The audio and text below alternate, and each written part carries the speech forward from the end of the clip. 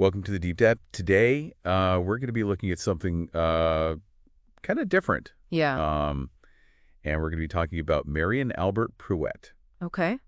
And we're going to be using court records, psychological evaluations, and a bunch of different things to kind of see if we can Wow. piece together what exactly happened. Yeah, this is a fascinating case, right? Yeah. So you have the witness protection program, right, which is meant to be a sanctuary. Yeah. A new start for people who have maybe testified against some pretty bad people and who need to be protected. Right. Pruett basically used it as a springboard for more Grags. Yeah, he was supposed to be protected, but he kind of just went on a spree across several states. Yep. Including New Mexico, Mississippi, Colorado, and Arkansas. Yeah. So pretty widespread. And it raises some questions about the system itself. Absolutely. It's like how do we protect people, Right. but also make sure that the people that we're protecting aren't the ones we need to be protected from?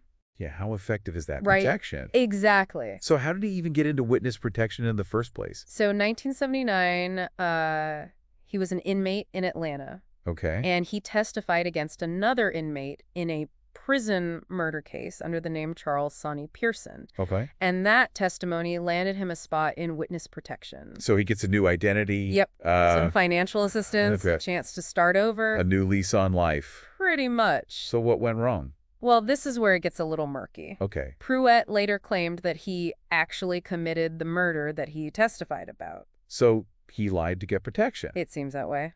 So what was his motivation? Like, why would you... Well, that's the question, right? What was he? I mean, was he just... Was he a psychopath? Was he just manipulating the system? Right.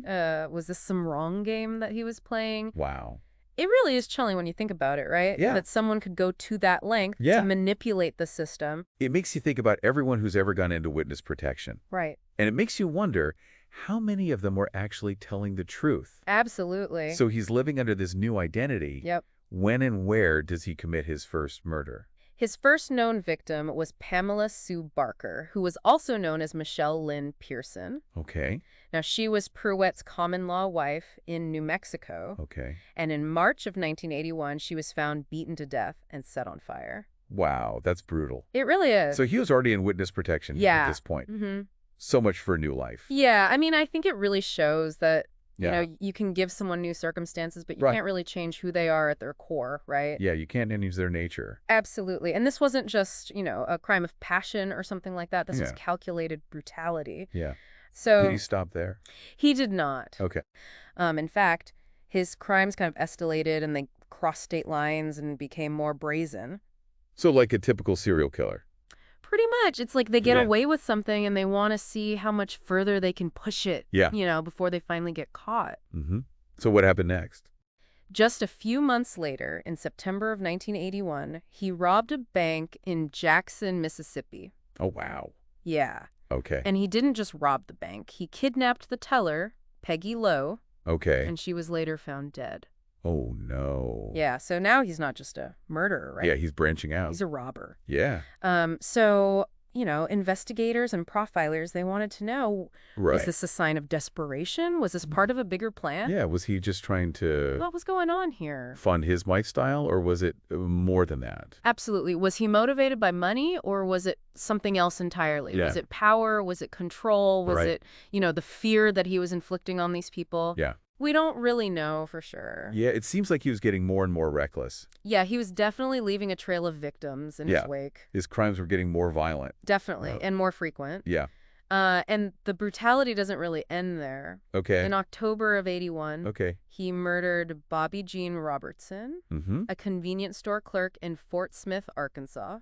Oh, wow. So that's 3 murders. 3 murders in different states. Yeah, in less than a year. Within a year. And he's still under the radar. That's what's so disturbing about this case, right? He's Yeah. exploiting the very system that was designed to protect him. Right? He's using it as a shield Wow. while he's preying on innocent people. So it didn't end there. No, it did not. Okay. Just a few days after he killed Jean Robertson, he murdered 2 more convenience store clerks, Okay. James Balderson and Anthony Tate in Colorado. 5 lives in a year. 5 lives in a year. That's... Yeah, it really gives you a sense of how consumed he was by his own dark desires, right? And they seem random, right? Yeah, they were in different states. Different states, different jobs. Different jobs. No connection. Seemingly no connection. Yeah. What So, does that tell us about his motives? yeah, what was he looking for?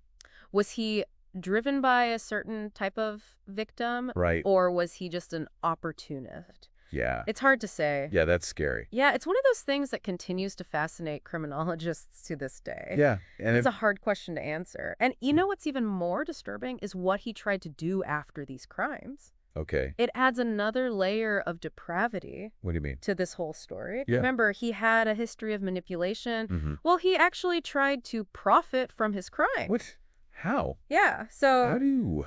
he reached out to a Mississippi newspaper and offered to disclose the location of Pamela Sue Barker's engagement ring Oh, my gosh. in exchange for $20,000.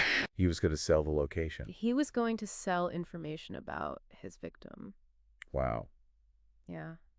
That's cold. It really is. It shows a real lack of remorse. I mean, this wasn't just about the money for him, right? Right. It was about control. Yeah. It was about demonstrating his power, even from behind bars. Wow. He saw his victims as commodities, Yeah. and he was going to use their stories as currency. Yeah, like he almost wanted to get caught, it seems like. There's a possibility, right, Yeah. that he wanted that notoriety. Yeah. He Yeah. wanted that attention. Yeah. And it's chilling Yeah. because it makes you think, like, were the crimes themselves not enough? Right. Did he need something more? Yeah, like he needed to Yeah. brag about it. Or Did he need the attention? Yeah. Did he need the recognition? That's so messed up. It really is. It's So he was given a second chance with Right. witness protection. completely. Yeah. Then he just Threw it all away. became a monster, basically. Yeah, it really makes you question Yeah. the assumptions about reform and rehabilitation. Absolutely. Can anyone really change? Are some people just beyond redemption? I Yeah. mean, those are some of the questions that Pruett's case Yeah. really forces us to grapple with. Mhm. So what happened to Pruett after all this? Well, thankfully, his reign of terror did eventually come to an end. Okay. He was apprehended. He faced justice for his crimes. Okay, good. He was convicted and sentenced to death for the murders of Peggy Lowe in Mississippi and Bobby Jean Robertson in Arkansas. Okay. He also received life sentences for the murders in New Mexico and Colorado. Wow. So So the death penalty makes sense in this case. it does seem like a fitting conclusion to such a Yep. horrific story. Mm-hmm. Do we know anything about his execution? We do. His execution took place in Arkansas on April 12, 1999. Okay. He was administered a lethal injection, Okay. and his death was pronounced at 8:09 p.m. Wow. It's hard to feel closure in a case like this.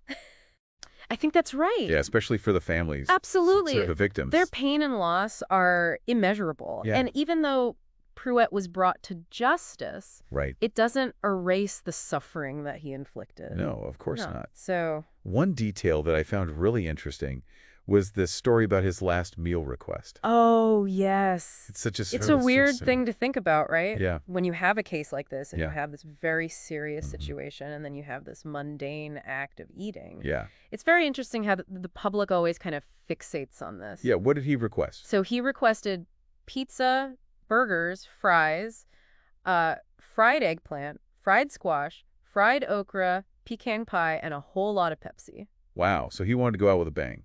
Yeah, it seems that way. Yeah. Like he was really trying to enjoy his Yeah. last few hours on Earth. Mm-hmm. There's also an anecdote about how he initially wanted roast duck, Okay. but the prison wouldn't make it for him. Oh, wow. Yeah, so, I mean, That's a weird detail. it is. It Mm. makes you think, what was cooking through his mind? Was this Yeah. just him indulging? Yeah. Or was it another act of manipulation? You know, Yeah. was he still trying to control the narrative, Right. even in death? Even at the very end. Yeah. Wow. And it gets even more interesting because he shared this last meal with another inmate Oh, wow. who was also facing execution that day. Oh, wow. Okay. So he was Yeah. trying to make friends. Was it an act of camaraderie? You know, Yeah. was he trying to find solace Right. in this shared experience? Mm-hmm. Or, Well, again, this- was it a final act of manipulation? You know, who knows? Yeah, it's hard to say. It's difficult to know for sure Yeah. what was going on in his mind. I think we need to explore that a little more. Absolutely. Yeah. It's a very interesting aspect of this case. Yeah. And it really speaks to the complexities of Right. human nature. Even in the Yeah. face of death, it's hard to wrap your head around that last meal, you know? It really is sharing a meal with someone else Right. on death row. On death row, yeah. Yeah, Like, was he... it's an interesting thing to think about. Right. Was he just trying to... Because on the one hand, Yeah. you have this guy who committed these horrific acts, Yeah. right? But then on the other hand, you have this seemingly compassionate Yeah. act Yeah. of sharing. Right. Very human. Yeah. And it's hard to reconcile those two things. Yeah, it makes you look for the humanity Yeah, in this guy. you want to believe that Yeah. even in the darkest of hearts, there's some flicker Right. of something redeemable. Yeah. But then It again, I could be think manipulation. that's the question, isn't it? I Yeah. mean, we're talking about a guy who Yeah, a master manipulator. absolutely, he used information Yeah. as marbining chips, Right. the locations of his victims' bodies. Yeah, it's just So you have to wonder, hard to believe. was that last meal just another calculated move? Yeah, was he trying to... Was he trying to project an image Yeah. to camaraderie, repentance even? Yeah. When in reality, it was just another Yeah. way for him to control the situation. It's kind of like he was trying to control the narrative, It is. Of yeah, I mean, its life. that's kind of what he did. even in death. I Yeah. guess we got to ask, was Yeah. it genuine? Was it genuine? Or was it another game? We can't know for sure. Yeah, and I mean, his entire time in witness protection Right. was basically a lie. It was a facade. Yeah. He was given a second chance, a new identity, Mm. and he just, And he abused it. yeah, completely abused it. So how could this happen, though? Right.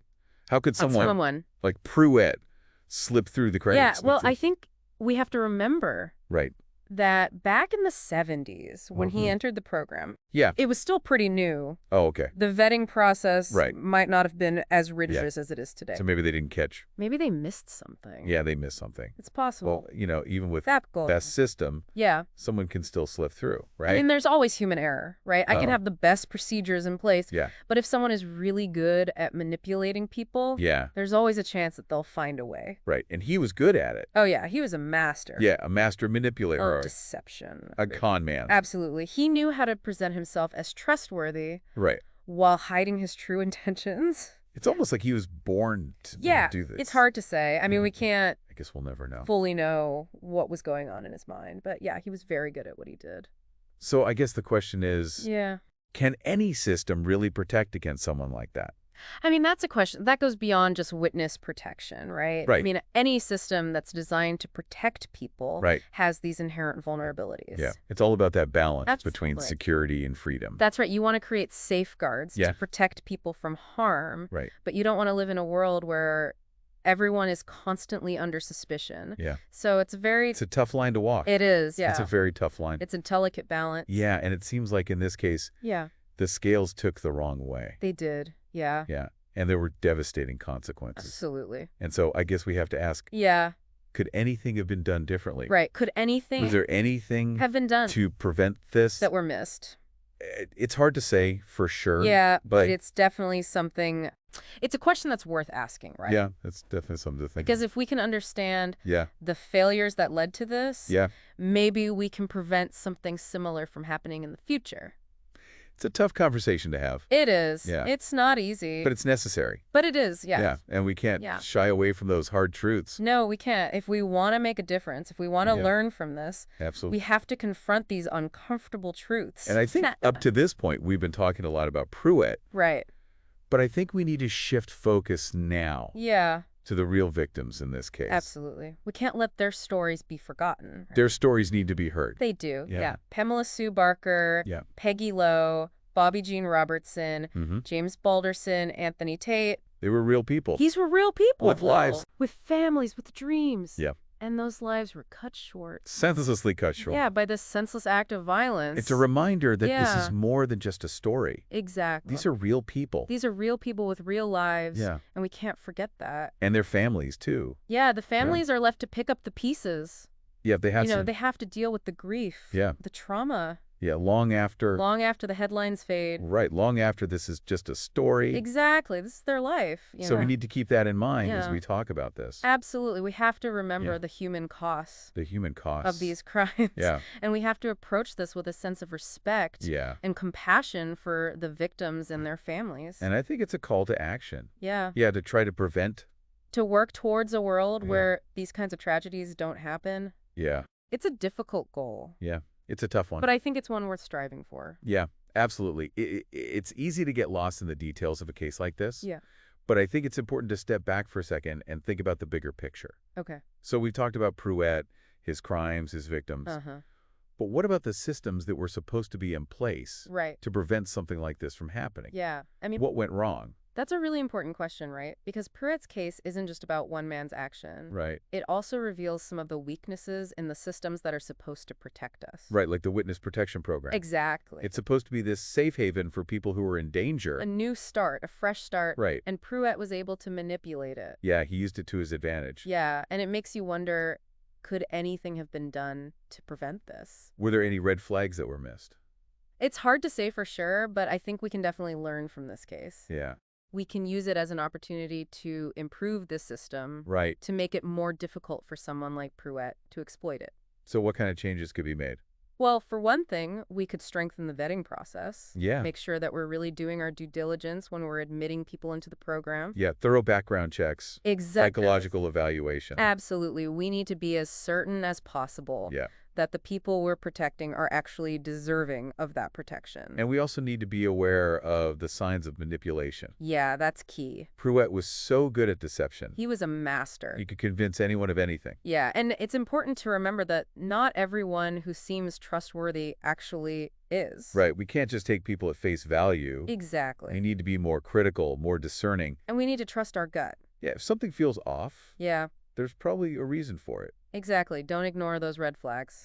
And it makes you think, are some people just beyond help? That's a tough question. Yeah. I mean, we want to believe in the power of rehabilitation, but Right. Pruitt's case shows us that sometimes people are just too far gone. Right, and in those cases, maybe we need to focus on containment. Yeah, protecting society rather Right. than trying to change the individual. Yeah, it's a tough call to make, It is, yeah. but sometimes it's necessary. Absolutely. And I think it's important to remember that violence doesn't just affect the immediate victims. Right. It has ripple effects It does. that spread throughout society. Absolutely. It impacts families, communities. Yeah. It erodes trust. It makes people afraid, Exactly. It can take years for a Mhm. community to heal. right? To rebuild that sense of security. Yeah, and sometimes that sense of security is never fully restored. So it's a reminder that we need to take violence seriously. Absolutely. We need to invest in prevention. Yeah, we need to be proactive. Yeah. We can't just wait for something bad to happen and then react to it. Yeah, it's a complex issue, It is. but it's one that we can't afford to ignore.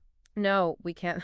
We need to have these conversations. Yeah. We need to be willing to challenge our assumptions. Yeah. And we need to work together to create a safer world. Well, this has been a fascinating and disturbing case. It really has. And I think we've covered a lot of ground. Yeah. But I think the most important thing to take away from this is Yeah. that we can't afford to be complacent. Right. We need to be vigilant. Absolutely. We need to be aware of the dangers. Yeah, we can't just assume Yeah. that everything is going to be okay. Right. We need to be proactive in protecting ourselves and our communities. Exactly. And we need to remember the victims Yeah. of these crimes. Absolutely. Their stories deserve to be heard. Yeah, we can't let them be forgotten. And we can learn from their experiences. Right. We can use their stories Yeah. to make the world a safer place. Ab- So thank you for joining us on this deep dive. Yeah, thanks for listening. And we hope you'll join us again next time. We'll see you then.